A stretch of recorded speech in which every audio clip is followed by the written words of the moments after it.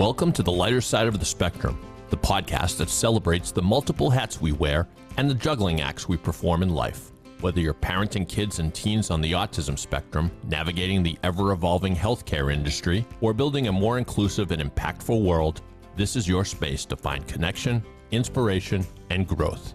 Together, we'll share stories, tackle challenges, and explore how innovation and inclusion create better outcomes for everyone. Because no matter the spectrum, there's always a lighter side. Now here's your host, David Kaufer.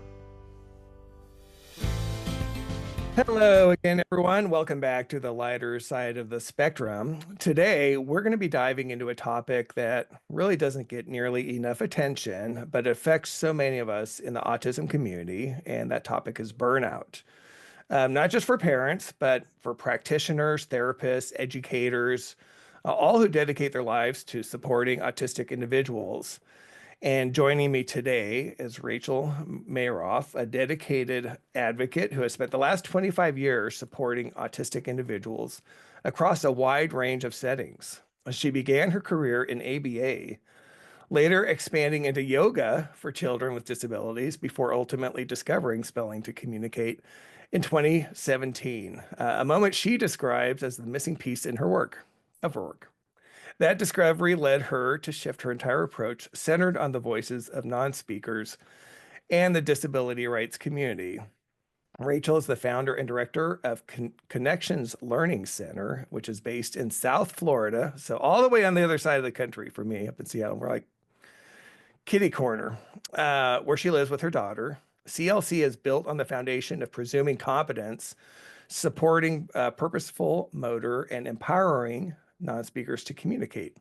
Through her work, Rachel has helped countless families and practitioners rethink the way we support autistic individuals, not just in education, but also how we build sustainable, fulfilling lives for everyone involved. And like I said, today we're going to talk about burnout, how to recognize it, how to navigate it, how to stay grounded even in these turbulent times as much as possible. But we also will take base, which is finding joy, meaning, and sustainable ways to support our loved ones, and most importantly, even ourselves. So with all of that, Rachel, welcome to the show. Thanks for joining me. Thank you so much for having me, David. I really appreciate it. And yeah, from a weather perspective, I would much rather be on your corner of the country than mine right now. A few other perspectives, I wouldn't mind being in the Pacific Northwest. Yeah, right. Well, today it may be true because we actually do have sunshine today, which is somewhat of a rarity in April. So we'll take it. It's a mild day, probably very different than down in your neck of the woods.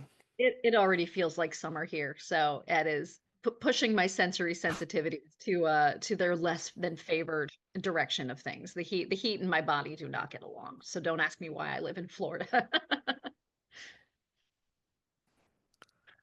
We won't even go there, but I am interested in your journey. I think your background's fascinating, and it's great. We didn't mention this before. We finally get to meet. Yes. We've been part of the same community for a while now. We've had a chance to interact, talk, message, share, lament, commiserate, all those things. Thanks to one of the benefits of social media, but it's nice to have a chance to sit down and talk. But yeah, tell us about your journey, because like I said, I think it's really fascinating. It amazes me at this point. I turn 45 next month, and looking back at the ends of the things I have experienced in those 25 years. So as you said, I started in ABA. I was one of those college students. I got recruited to work as an ABA therapist while I was doing my psych major.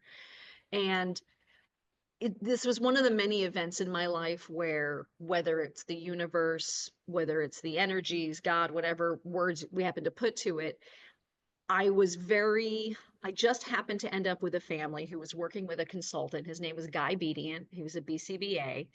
And Guy was this was 25 years ago. So I think he's a young adult, like around 19. 19. So Yeah. So I was doing this before he was born.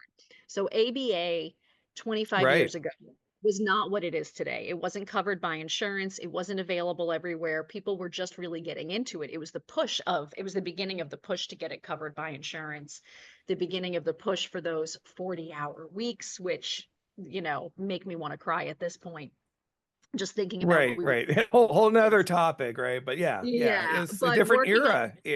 it was. And Guy at the time though was doing things that are most of what he did 25 years ago is what people are now referring to as new ABA, which focused much more Oh, on play-based, not it focused on fluency, natural environment training, working with their natural instincts. Not we never suppressed stims. We never used hand over hand. We didn't do any of those things that have so often led to trauma and burnout for my autistic yep. clients and friends.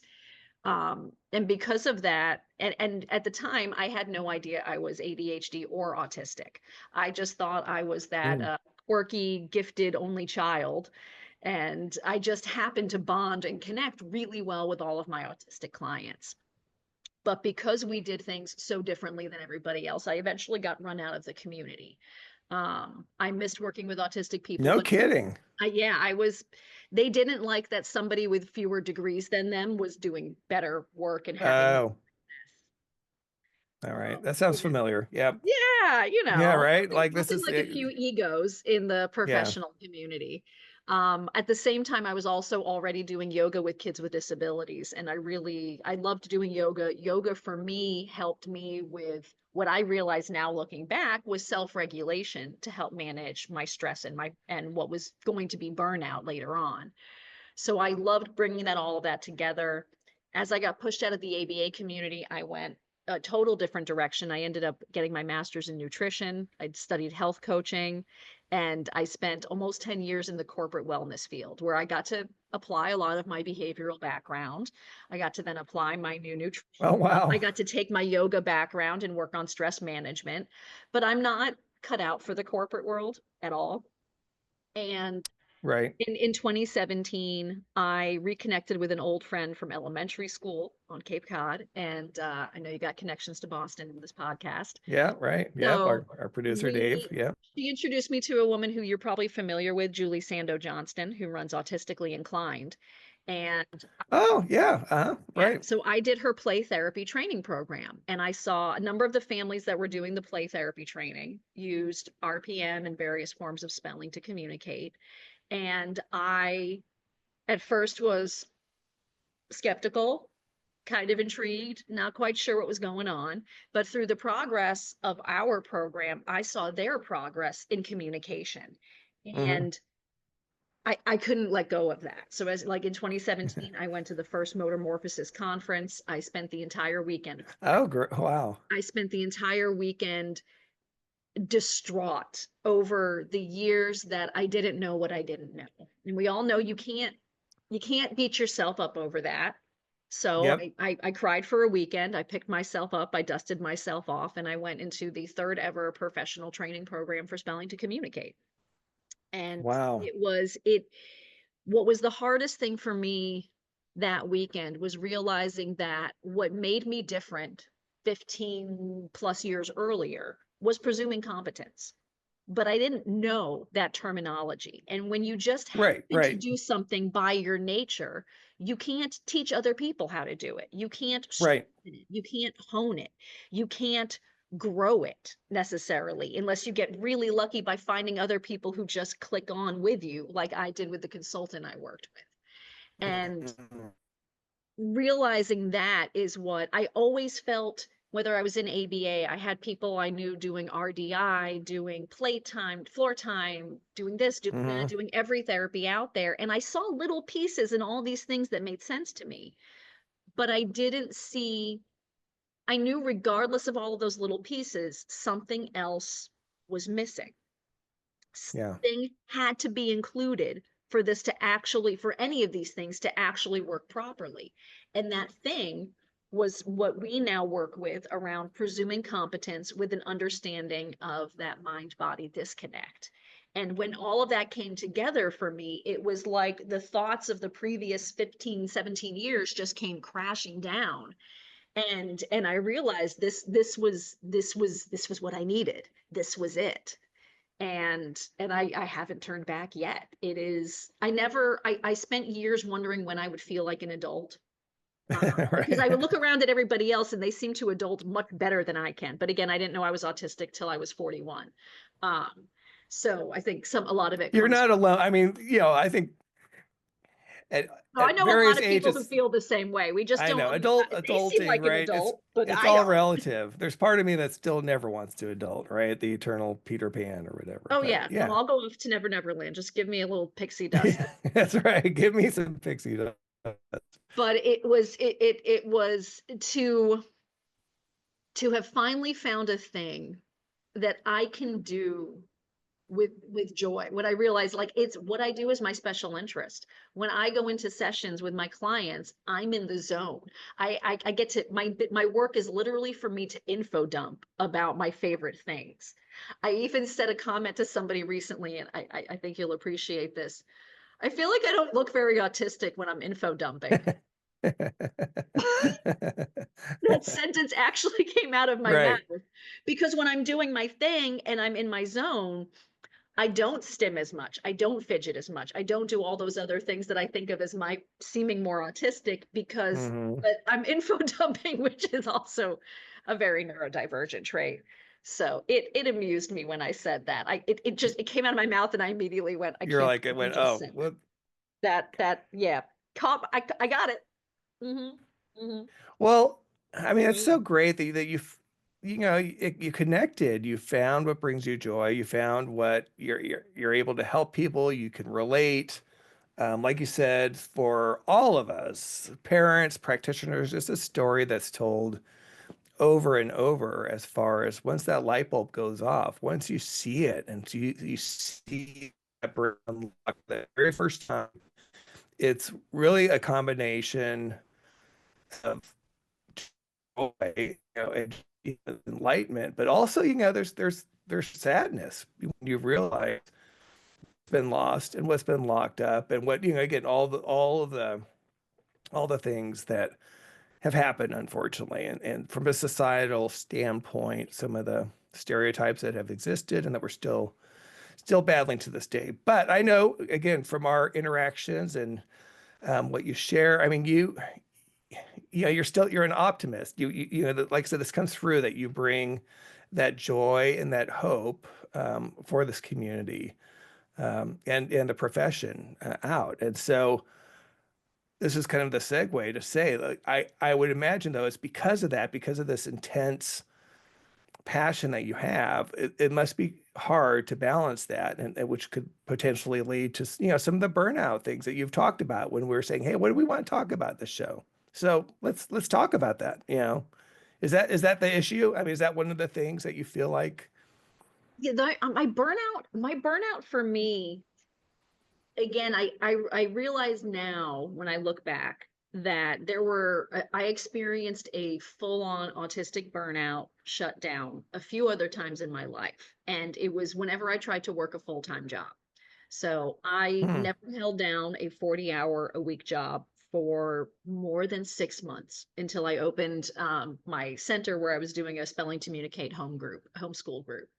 And um, I I'm very smart. I was great in school. I understood all these things. I liked my job. I was doing ABA. I had a few other, actually, one time I was at a preschool for 6 months, and that was kind of torturous. Uh, Okay. Yeah. Not the kids. The kids were great. 2-year-olds, not a problem. A school where there are 120 women employed and we're all together all the time was far too much socialization for me. Although, again, look, knowing that I'm autistic, no wonder it was stressful and burnout for me. I was with 2-year-olds all day and then having to socialize with a bunch of women. And it was too That much would be too stimulation. much. Right. Right. So I would crash. My body would start to shut down on me. I would start to have all these physical symptoms. And I always just thought, oh, I just don't know how to manage my stress. I don't know how to manage my anxiety.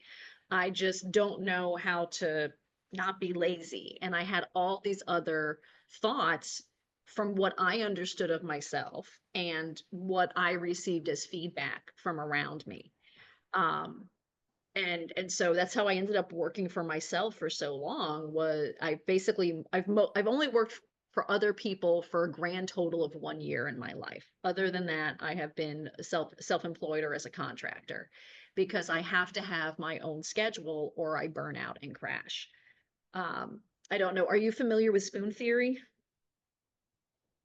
No, but you Oh, share that with us, oh, or at least with me. Others probably I'm have sure been, but some of the people listening to this must know spoon theory, but you'll enjoy spoon theory. So spoon theory came out of disability and chronic illness work. And the idea is that each of us have a certain number of spoons at the beginning of each day.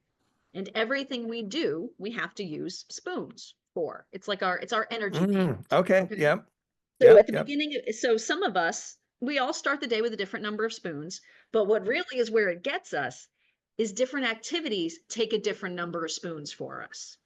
So as Okay, that makes ADHD sense. autistic woman going through perimenopause who has a few chronic health issues, for me, getting up and showering might take 3 spoons. But for somebody who's non-disabled, maybe it takes half a spoon for them to shower. But we might Right, start that our makes day at the same number of spoons. And then if I run out of spoons, I might pull from tomorrow's spoons, but that means tomorrow has fewer spoons to start with.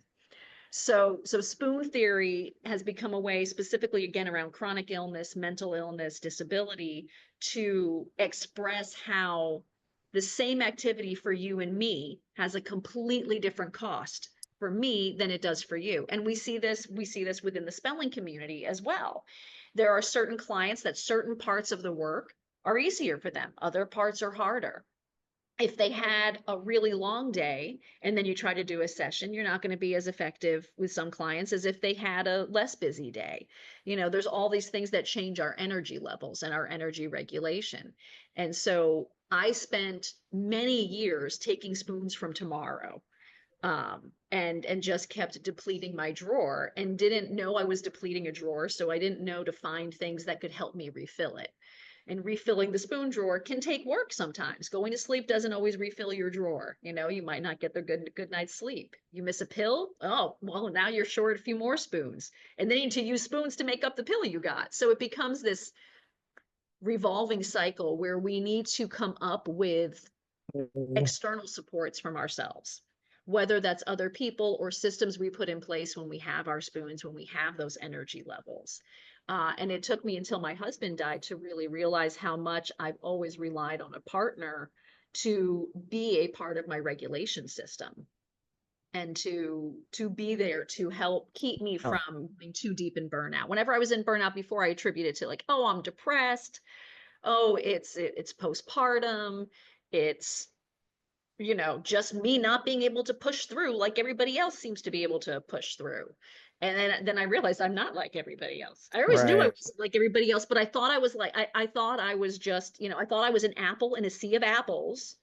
And maybe my little apple inside was a little bitter or something. But no, I was an orange. I wasn't an apple. I You know, was an oh, orange. okay. I was gonna say I you was an never thought you were maybe even a green apple and a bunch of red apples, or Yeah, no, it felt more like being an orange. okay, which is appropriate now that you're in Of Florida. course, now that I know more, and if the people around me know more, then yeah, maybe I'm just like a really fancy, fun, So unique. would you say, having been through this, it sounds like kind of or on the verge of it a couple of times, just being able to recognize some of those kind of early warning signs has been helpful, and you know what would you how would you counsel others again in terms of how that might feel? Again, knowing that we're all different, of course, but just yeah, Being able to see the warning signs, even if I can't stop it from happening, at least now that I know what it is, it still is, right. it's easier to handle on its own. You know, like when I got into nutrition, I got into nutrition because I was having horrible mood swings. And I realized one day I was having mood swings because I hadn't eaten properly. And so that's what pushed me into spending that time I spent in nutrition. And so even though I would still sometimes have mood swings from how I ate or didn't eat, I didn't beat myself up as much about it. And I was able to recover from it better because I understood where it was coming from. I understood it wasn't a personal Yeah. moral failing, but that it was habits I was doing. So now when I hit burnout, I can, even if I can't avoid it, sometimes it's a downward hill and it's going to happen. Same way when I have meltdowns as well, just like my clients do. Well, my meltdowns aren't always like my clients, but I have meltdowns, they have meltdowns. We talk about our meltdowns. And True. sometimes these things are unavoidable. But when I know what it is, when I Uh, understand how it happened, I don't get as upset with myself. I don't have the guilt spirals and those shame spirals that come with meltdowns and can come with burnout. So then I can much better put in place the things I need to get out of it.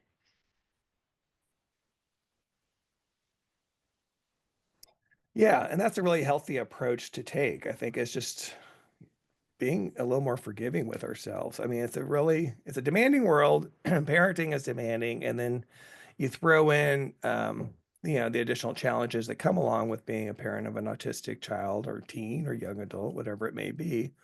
They kind of pile up. And so, one of the things I wanted to kind of get your thoughts on is, again, as a parent, and practitioner, I think there's probably this feeling there's always something more that we could be doing or we should be doing.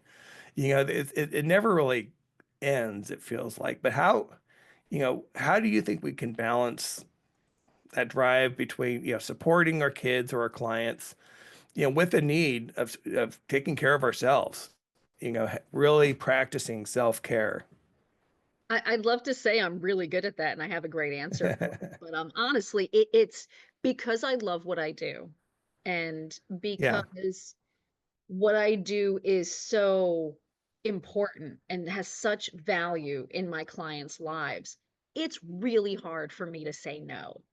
And when I had to, so I opened up my homeschool group. I had a little office, clients came and saw me there. And 3 months after we opened was when my husband passed away. So I didn't get to put into place any of the plans I that can't. I had to make the business more sustainable for myself.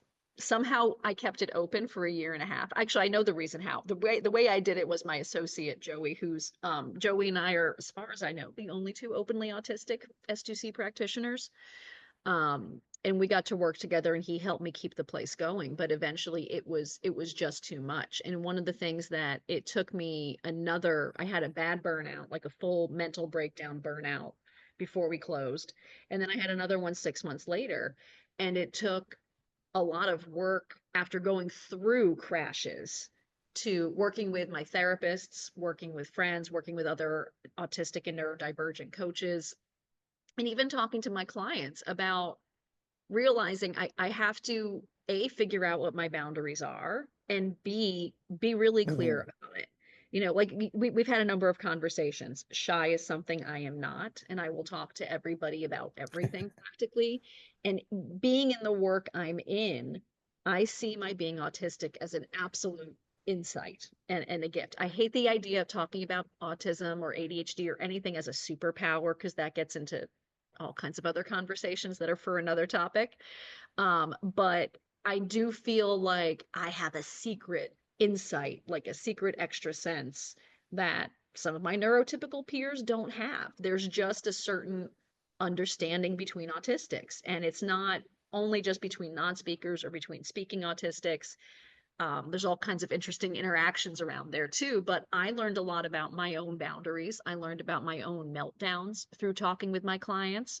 And we really discovered we could give each other back and forth words and descriptions and understanding for the things we were both going through, even though we go through them in different ways.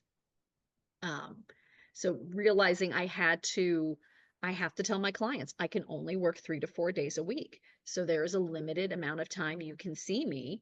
And sometimes you're just going to have to wait. And sometimes if I'm skirting on meltdown or I'm in a break or I'm in, a burnout, I'm going to have to cancel so I can take care of myself, because if I push through, then we risk me being out for weeks, because there have been times since my husband passed where I have been out for a month or longer because I just couldn't work. I just couldn't do it.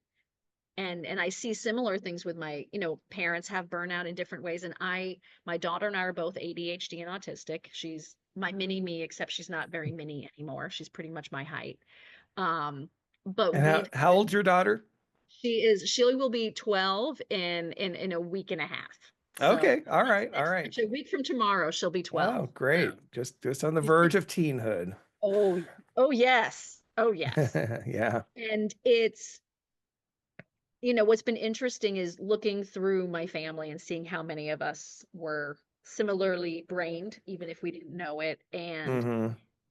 learning from each generation. You know, we all hope we can do better than our parents. We all hope our kids end up better than us in different ways.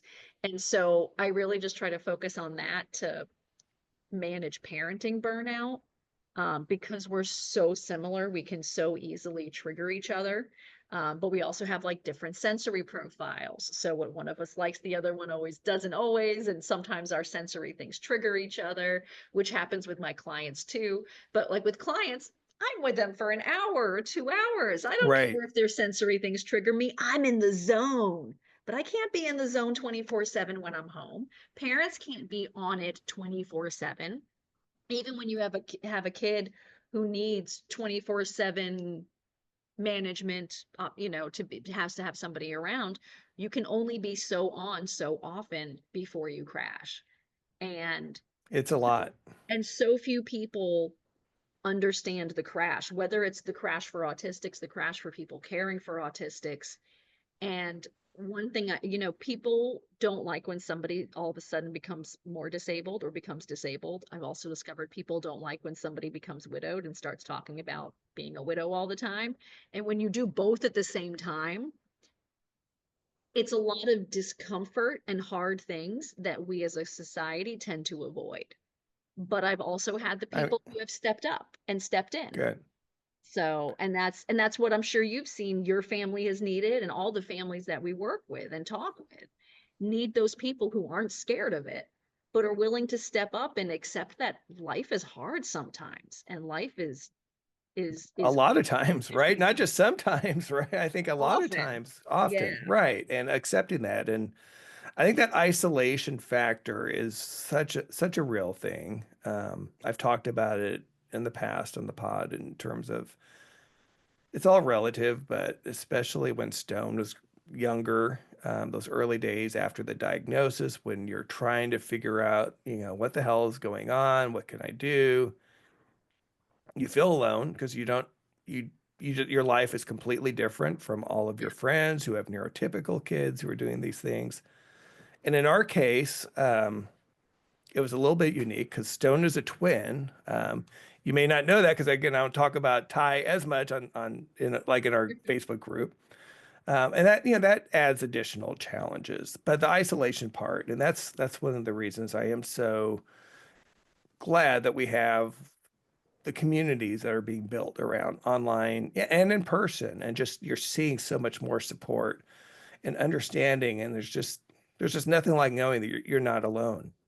I'm so glad you said the online part, because online communities get a bad rap from, especially from the media, from politicians, from parents who are terrified of their children becoming video zombies. Right. But for so one of the things that I did in my ABA years that made me a very unusual person in the world of ABA was I was reading writings by non-speaking autistics 20 years ago. Oh, wow. Yeah. I was reading Mel That's Baggs. revolutionary. Yeah, I was reading Mel Baggs' writing. I was reading, I can't even, because I'm horrible with names, I can't even remember some of the other non-speakers, but some of the people who really were the foundation of today's neurodiversity movement, and who are a big part of the autistic fight for fighting segregation, fighting against things like electroshock and the other ridiculous things that for some reason still Yeah. exist in this world. I was reading their stuff Amazingly. Yeah. as a behavior analyst, and I was like, this is fantastic. Nobody else I work with has ever heard of this. I don't even know how I found it, because the internet in 2003, 2004 is not the internet of today. How I found those Oh, things, no, I don't no. even know.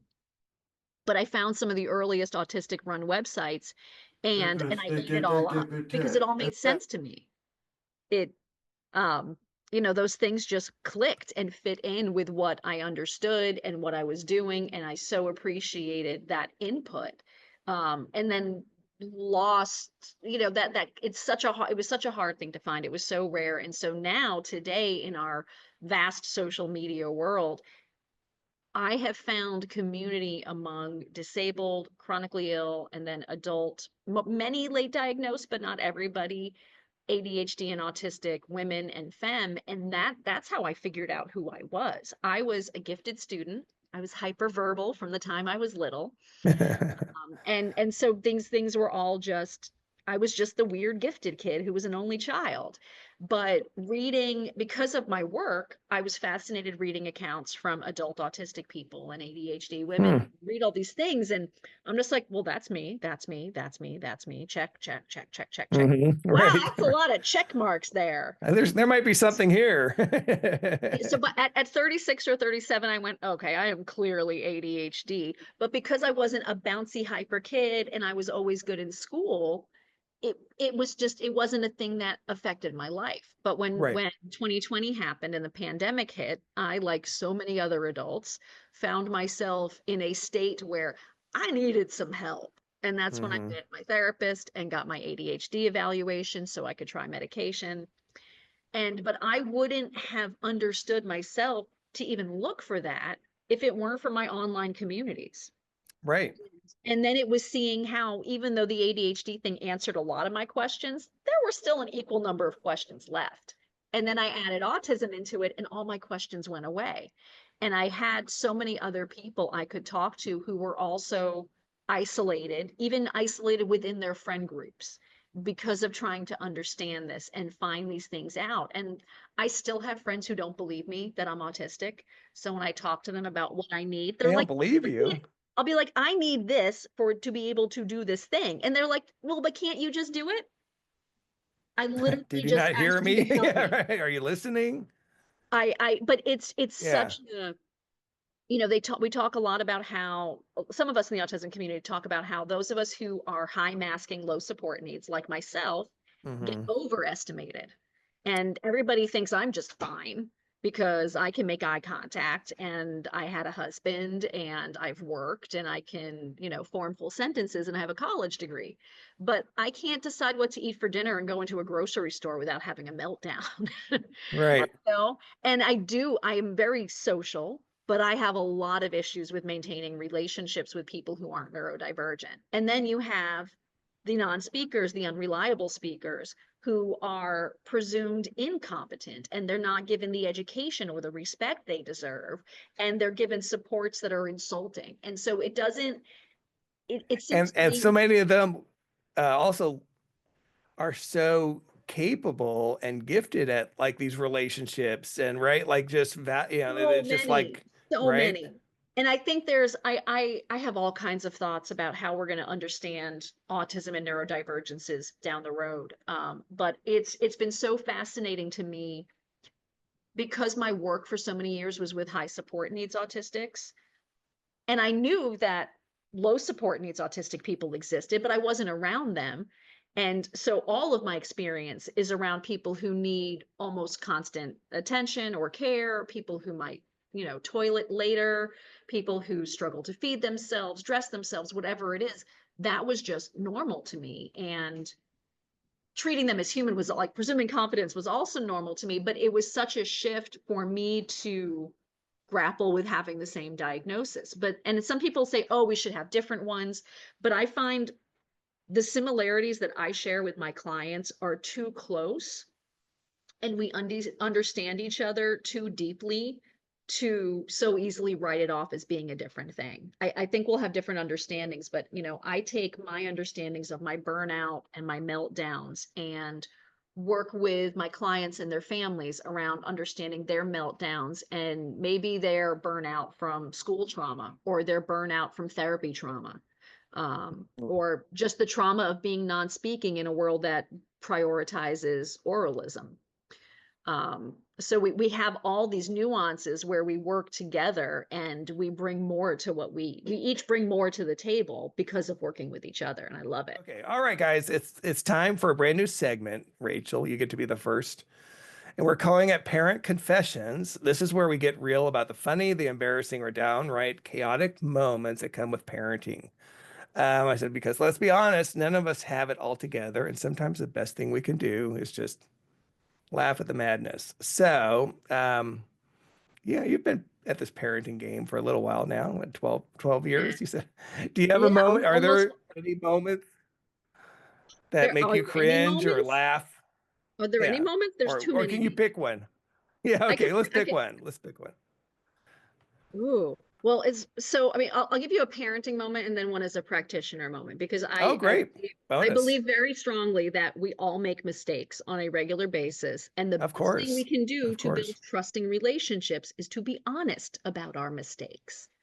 So, I mean, funny parenting moment. I honestly, a lot of it has been since my husband passed, because it's just the two of us. And It's just you, I'm always right? it's just me and my kid now, so Yeah. I'm always Yeah. unapologetically myself, and we will talk about absolutely anything and everything. And so I've always had a bit of a potty mouth, shall we say, little truck talk. Oh, wow. Okay. And Oh, wow. I've also Sailor girl. almost always had an amazing switch. So when I've worked with kids for 25 years, I have almost never cursed around a client. Um, and I don't think most parents can say that. Occasionally had cursed around my kid, but when my husband passed, I said to my daughter, well, first of all, I got, like, people brought us coloring books. I got her the curse word coloring book. And I said to her, because she was starting to penalize, she was getting mad at me when I would curse. And I'm like, listen, your father died. Give me 1 week where I can curse as much as I want or need, and you're not allowed to give me grief. And then she's like, well, that's not fair. What about me? So I taught my kid how to curse. I was like, That's listen, okay, great. you can curse, but these are the guidelines. She was 8. She was not, it wasn't even 8. She was, no, yeah, she was 8. Yeah, she was 8, almost 9. But yeah, so I would say most of our ridiculous things have come along similar lines of that, of like, I'm watching something that I would be watching maybe if my husband were still alive, and my kid walks in the room and she's like, oh, this looks interesting. I'm like, just sit down. Why not at this point?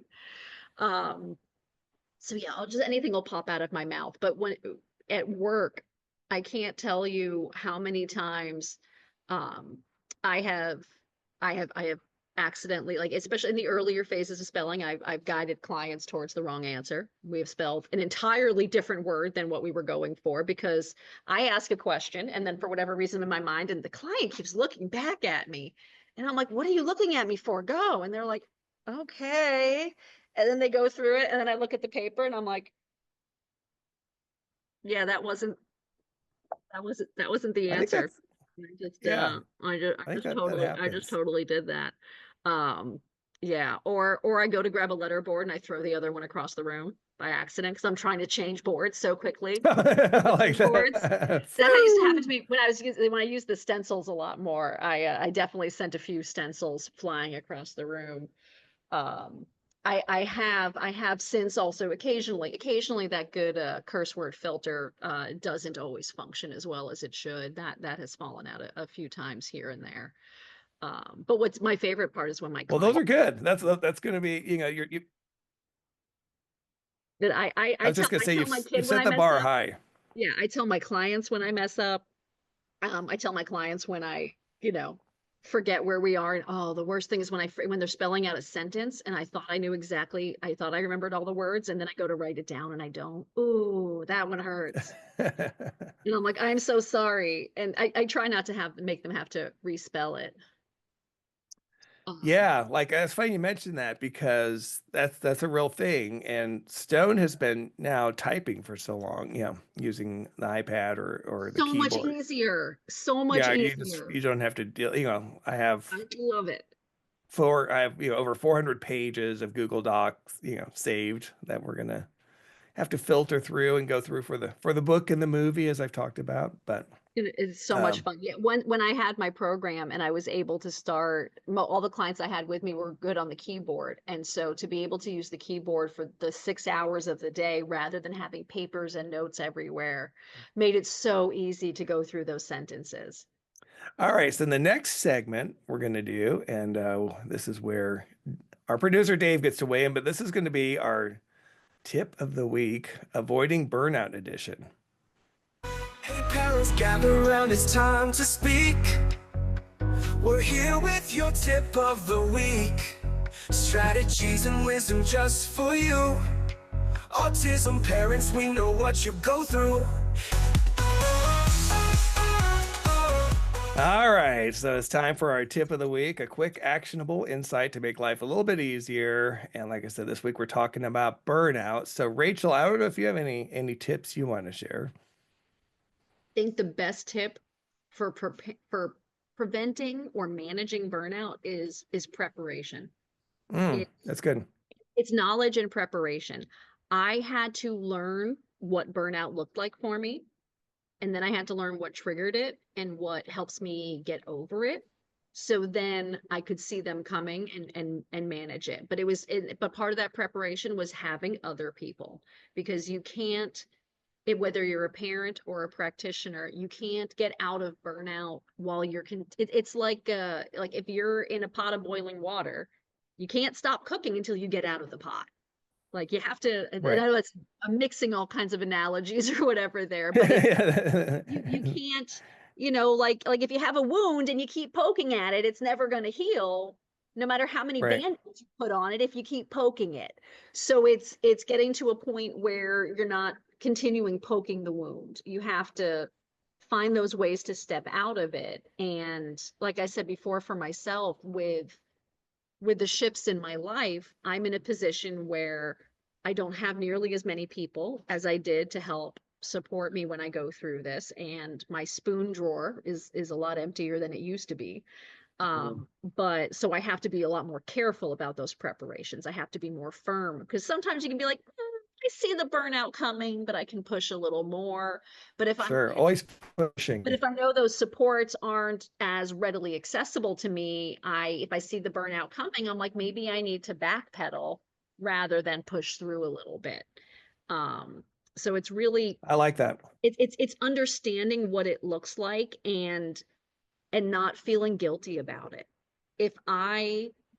Feeling guilty about my burnout is what pushes me to go to work when I should be taking care of myself. Right. Feeling guilty about burnout is what pushes me to go to a party that I don't want to go to. But accepting that it is the best for me and other people long term to take care of myself. And I now have some people in my life who reinforce that for me. But mostly it's finding those people who understand it. It's finding the other autism parents. For me, it's finding other disabled parents. Really connecting within the disability community, because in the disability community, we get burnout because it's so much harder to be disabled. You have to work so much harder to get half as far so often. So it's looking for that community care is such a big part of it, but it's so hard to access. So hard to access. It is. It takes strength. You have to recognize it and be willing to do it. I think that's great. Thank you for that tip. That thing I would add to that from kind of a burnout standpoint, again, from personal experience, and you alluded to this earlier as well, it's kind of setting boundaries, learning when to say no, to not just keep things piling up, and understanding, we can't do it all. Again, a lot of us try to be super parents. We try to do it all. And as we know, that can only just make things worse, right, in terms of the burnout, because we're only capable of doing so much, regardless of what we may tell ourselves or hype ourselves up into believing, Trying to balance it between being a practitioner and a parent is, because my energy is limited, I have to balance my energy because I love my work and it's incredibly valuable, and there are not enough practitioners where I live. So for a lot of people, I'm the only practitioner available. And how do you say no to helping somebody access communication? But I have a child and I'm her only living parent now. So I have to set that boundary. I have to set that priority. And I'm happy to say the majority of my clients have accepted it without complaint. They've all accepted it. A few were a little grumbling. But they all accepted it. I hope so. Yeah, I hope so. I think people hopefully will understand. We're going to take a quick break, and then when we come back, before we wrap up, I want to ask you, so this give you time to think about some of the things that are bringing you joy right now, again, especially given the turbulent times and some of the challenges. And then we'll kind of wrap up with our last segment, which is our Autism Fact or Fiction Burnout Edition. So we're just going to step away for a minute here, and we'll be right back. I hope you're enjoying the lighter side of the spectrum. So far, we're commercial free, but if you're finding value here, one way to support the show is by considering me for a speaking engagement. I speak on unlocking potential, whether it's for individuals like my son or for entire organizations. I also offer fractional CMO services for businesses needing strategic marketing support without the full-time commitment, drawing on over 35 years of experience in marketing. My agency has helped companies and healthcare practices increase their value, grow, and even prepare for acquisition. To learn more about my speaking topics, visit davidkaufer.com. Or if you're interested in our marketing or fractional CMO services, check out kaufermarketing.com. If you're enjoying this episode, please leave a review. Your feedback means a lot, and it helps me make this podcast even more useful. Lastly, don't forget to share it with anyone who would appreciate the insights and stories we're sharing here. Thanks again for listening. Okay, we're back here for our final segment. And like I said, this is the lighter side of the spectrum. So I do want to approach that. And, Rachel, tell us a little bit again, how are you finding joy? What are you doing to find some happiness and lighter sides in your life right now? One of the things that I discovered a long time ago that I know is grounding for me is being outside. And people think, oh, you live in Florida, you must get to do that all the time. No, it's really hot out there and we have a lot of mosquitoes. But I play in my garden a lot. It's also one of my special interests.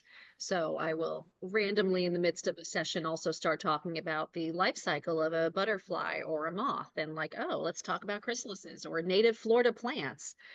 So spending the time in my garden really helps. And it comes back in all the other things, but it's community. With everything happening in our world right now, that's only making life for disabled people and their families harder. I'm finding joy in connecting with more disabled people in my area. That's I'm great. finding joy connecting with other folks within our greater communities, as we've talked about. I think disability work and disability justice can bring a lot of better things to a lot of areas of society, and including finding joy in hard times, because some of us have to, because it's so hard. And I love that. I love finding joy through community. And that's absolutely where I'm spending a lot of my time focusing on, whether it's small community, small C, tight group community, or also reaching out to the broader community and connecting with I people. love that. People are good. I love that. Yeah, that's great. That's great. And I concur. I mean, it's similar for me as well. Community is so important. This podcast and having the opportunity to connect with people like you, people who, again, and having a chance to talk with and share, for me, it's really energizing. It's really inspiring. You get to see how many amazing people are involved. Like I said, that's just the best word I could think of. It's very inspiring, and that's what kind of keeps me, my true north, right? It's just realizing that this great community, very, I don't say worthy cause. It's like the understatement of the world, but it's just that's where my passion lies. Like this is just where we need to be right now. There's a deep heart to it. And that's when I went to the first motormorphosis, and I've been to every motormorphosis since then. For my daughter, who I mentioned is an amputee, we go to amputee group camps and things like that. Oh, great. And when I'm in those communities, there's nothing else like it, because they are communities where folks like Stone, nobody's looking at them because there's so many other people just like him there. It's just another day, right? When we're at amputee camp, everybody's got things missing. Nobody's looking at anybody's nubs or prosthetics or limbs. And finding that, for me, it's finding it with other neurodivergent folks, especially neurodivergent parents and professionals, because it's a different type of thing. And you settle in such a way, and you find a flow and a joy in that connection that can be harder to find in the day-to-day. But that's where I reach back to when I'm feeling the burnout. Those are the people I go to. Yeah, I love that.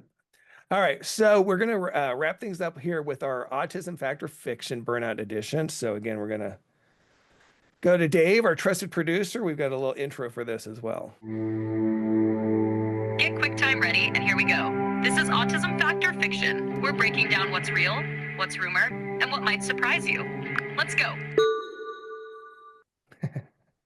All right, so like I said, this is when we take stereotypes or maybe common beliefs about autism, put them to the test. And our burnout edition, Fact or Fiction, is, and we kind of touched on this a little earlier, so we're kind of cheating, but burnout only happens to, Fact or Fiction, burnout only happens to parents and caregivers, not to autistic individuals themselves. And Rachel, I know you can take that on. Huge fiction. Huge fiction. Right. I think you see, especially when you don't take it, like we talked about spoon theory, Yeah, the right, autistic right. person, there's only so many things an autistic person can do in a day. But what's also fascinating is I need a slower pace and more breaks than most of my clients need. Most of my clients need that continual structured input to keep them stimulated, to keep them engaged. And so we had like a mismatch on it. But I see burnout with my clients so often where they had too much for too long. We all can Yeah. reach our limit, but what our limit is and how we reach it, that's where we differ. Yeah. Well, that's perfect. Rachel, is there anything you want to share in terms of if people want to reach out to you, or do you want anything that for your business or anything else you want to share before we wrap things up today? And from a business perspective, I'm actually in a shifting point where I'm working with a few parents that I work with so we can start Okay. a community-based center. So that will be some interesting stuff coming in the near future. When that happens, it will be on my website, which is clcflorida.org. And if people are interested in hearing any of the ramblings of an autistic practitioner who's also a widow, I share all of my various thoughts and feelings quite a lot on Instagram at Another Autistic Widow. Oh, okay. Good to know. I liked it. I'm sure I'm following you. I mean, again, we've been following each other on social media, but I think Instagram. so. Yeah, I'm going to double check. Again, that's a whole nother, thing we could go down. That's one of my pet peeves with particularly Instagram, is you could be following someone and still not see the post, right? Like just the algorithm's gotten so stupid. Oh, But yes. anyway, that's good to know. But that is where I build a lot of community and where I really Okay. enjoy a lot of discussions on all different topics, whether it's disability and autism related communication and the greater world. Awesome. Awesome. Well, I appreciate it. Thank you so much, Rachel. And that's going to be a Pleasure. wrap on today's episode of The Lighter Side of the Spectrum. I hope the conversation gave our listeners something valuable, whether, again, it's a new perspective, it's a moment of connection, or just a little reassurance that, as we said before, you're not alone on this journey. So if you found this episode helpful or interesting, please take a moment, share it with others, share it within the community, practitioners, parents, whoever. Again, help them see that they're not alone and help us reach more people and grow our community. And if you have any ideas for future topics or guests, please reach out to me. Send them my way. David.Kaufer@hey.com. You can also go to davidkaufer.com. So thank you for being part of the space, for listening, for engaging, and helping us build this supportive, empowering community. Until next time, take care, stay curious, and keep finding the lighter side.